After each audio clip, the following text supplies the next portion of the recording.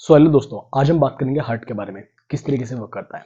अब एक भैया हैं तो वो एक सर्टिफिकेशन की तैयारी कर रहे थे, तो वो हार्ट का कॉन्सेप्ट पढ़ रहे थे, तो उनको समझ में नहीं आ रहा था।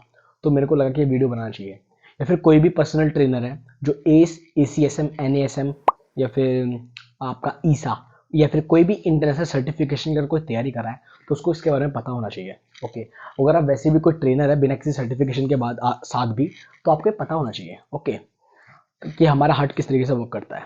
तो शुरू करते हैं। देखो, पहले हम कुछ टर्मिनोलॉजी समझ लेते हैं, फिर हम एनाटॉमी पे आते हैं हार्ट की। ठीक है, तो आर्टरीज, वेन्स, पल्मोनरी आर्टरी और पल्मोनरी वेन्स। देखिए, हमारी बॉडी के अंदर जो ब्लड होता है ना, पाइपलाइन के द्वारा वो सर्वाइव मतलब सर्कुलेट होता है हमारी बॉडी के अंदर। तो पाइपलाइन दो तरीके की होती है। ठीक है, ऐसा समझ के चलिए, दो तरीके की पाइपलाइन होती है, आर्टरीज और वेन्स।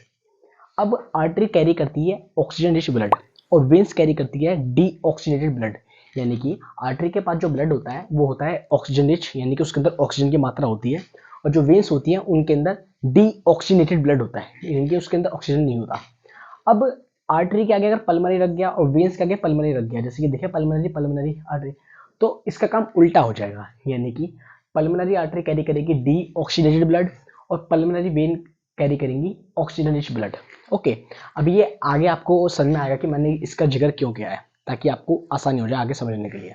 ठीक है, तो anatomy of heart, for just understanding मैंने ये डायग्राम बनाया है। एक्चुअल में हार्ट हमारा ऐसा होता नहीं है। ठीक है, जैसे कि हमारा हार्ट है ये वाला, तो right atrium, sorry right side और लेफ्ट साइड, ये दो हिस्सों में डिवाइडेड है। ओके, तो जो लाइन इसको डिवाइड करी है ना, इसको बोलते हैं सेप्टम, SEPTUM। अब ज्यादा इसको कॉम्प्लिकेट ना करते हुए हम ब्लड देखते हैं इसके अंदर कैसे आता है और कैसे सर्कुलेट होता है। ओके, तो सबसे पहले ब्लड राइट एट्रियम के अंदर आता है हार्ट के अंदर। और इस ब्लड को कौन लेकर आता है? सुपीरियर वेना कावा और इंफीरियर वेना कावा। ये बेसिकली वेना कावा ब्लड को लेकर आती है राइट एट्रियम के अंदर। ओके, सुपीरियर इसको ऊपर, यानी कि जो ब्लड हमारा ऊपर से आ रहा है, यानी कि हमारे ब्रेन से जो ब्लड आ रहा है वो सुपीरियर वेना कावा लेकर आ रही है। और इंफीरियर वेना कावा हमारे लोअर बॉडी से ब्लड को लेकर आ रही है ऊपर, है ना, half of the portion inferior vena cava. यानी कि वेना कावा ब्लड लेकर आई राइट एट्रियम के अंदर। अब ये राइट एट्रियम के अंदर जब ब्लड आ जाता है तो यहाँ पे वॉल्व बने हुए हैं, इसको हम बोलते हैं ट्राइकस्पिड वॉल्व। ये तीन वॉल्व देख रहे हैं आप, ये ट्राइकस्पिड वॉल्व बोलते हैं इनको। अगर ये वॉल्व नहीं होंगे ना तो सारा ब्लड एक बारी में नीचे आ जाएगा। ओके, तो इससे बचने के लिए हमारी बॉडी ऑटोमेटिकली ट्राइकस्पिड वॉल्व पहले से बना के रखती है। जब ये कॉन्ट्रैक्ट होगा तो ये ब्लड हमारा राइट वेंट्रिकल के अंदर आ जाएगा। पहले राइट एट्रियम के अंदर आया, फिर राइट वेंट्रिकल के अंदर आ गया वो कॉन्ट्रैक्ट होने के बाद।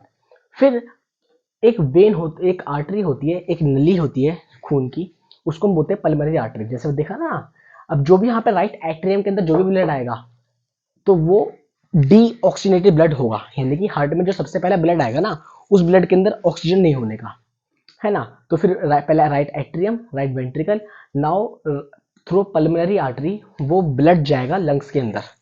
अब लंग्स में जाने के बाद ना उसके अंदर ऑक्सीजन मिक्स हो जाएगा। तो ऑक्सीजन मिक्स होने के बाद जो पल्मोनरी वेन है, पल्मोनरी वेन ये कैरी कर रही है अब ऑक्सीजन रिच ब्लड। अब इस ब्लड के अंदर ऑक्सीजन आ चुका है, तो ये वापस से आएगा लेफ्ट एट्रियम के अंदर। पहले राइट एट्रियम में आ रहा था, अब वो पल्मोनरी वेन के द्वारा राइट लेफ्ट एट्रियम के अंदर आ गया। जैसे यहाँ पे ट्राइकस्पिड वॉल्व था, लेफ्ट के पास जो लेफ्ट वाला हिस्सा है हमारा, उसके पास होता है बाइकस्पिड वॉल्व। जब ये कॉन्ट्रैक्ट करेगा तो लेफ्ट वेंट्रिकल के अंदर हमारा ब्लड आ जाएगा। ओके, अब लेफ्ट वेंट्रिकल के अंदर हमारा ब्लड आने के बाद अब ये आउटा वॉल्व से होता हुआ रेस्ट ऑफ द बॉडी के अंदर सर्कुलेट हो जाएगा। तो ये होता है पूरा पूरा कि ब्लड किस तरीके से आया, किस तरीके से गया हमारे हार्ट के अंदर। तो देखते कैसे, पहले वेना कावा ब्लड लेकर आए राइट एट्रियम के अंदर, फिर लेफ्ट वेंट्रिकल, पल्मोनरी आर्टरी के बाद लंग्स, फिर पल्मोनरी वेन के बाद लेफ्ट एट्रियम, फिर लेफ्ट वेंट्रिकल, और फिर आउटर वॉल से रेस्ट ऑफ द बॉडी के अंदर वो ब्लड चला जाएगा। लेफ्ट वेंट्रिकल सबसे बड़ा हमारा पार्ट कह सकते हैं, सबसे बड़ा चैम्बर होता है हमारे हार्ट के अंदर, जिसके अंदर सबसे ज्यादा ब्लड आता है। ओके, फिर रेस्ट ऑफ द बॉडी के अंदर सर्कुलेट हो जाता है। आई होप आपको ये समझ में आ गया होगा। अब इसको हम रैप करने की कोशिश करेंगे कि कैसे हमने क्या क्या समझा है। ओके, तो अब इसको रैप अप करते हैं हम। पहले वेना कावा, फिर ब्लड आएगा राइट एट्रियम के अंदर, फिर ट्राइकस्पिड वॉल्व, फिर राइट वेंट्रिकल, फिर पल्मोनरी आर्टरी, फिर लंग्स, फिर पल्मोनरी वेन्स, फिर लेफ्ट एट्रियम, फिर बाइकस्पिड वॉल्व, फिर लेफ्ट वेंट्रिकल, आउटर, then rest of the body. आप इसका स्क्रीनशॉट ले सकते हैं ताकि आपको समझ आए कि मैंने क्या बोला था। इसका समअप हो जाएगा आपको। ठीक है, अब हम इस वीडियो को अब यहीं स्टॉप करते हैं, ठीक है। अब अपकमिंग वीडियोस में मैं बताऊंगा how heart health is very important for us, है ना, और इसको किस तरीके से प्रोग्राम डिज़ाइन करते हैं, है ना। सो मिलते हैं अगले वीडियो में। Have a good one.